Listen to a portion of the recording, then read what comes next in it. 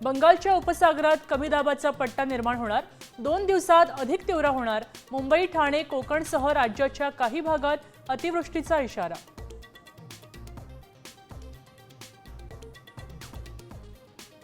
मुंबईत पावसानं घेतली उसंत, पारा 31 अंशांवर. वातावरणातला उकाडा वाढल्यानं मुंबईकर घामाघूम.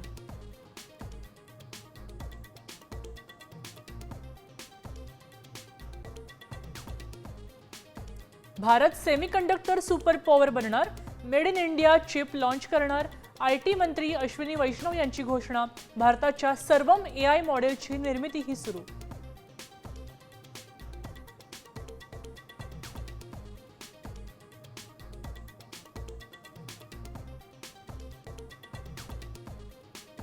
एनडीएमध्ये इतिहास घडला. दीक्षांत संचलनामध्ये यंदा महिलांची पहिली तुकडी, 17 महिला कॅडेट्स उत्तीर्ण.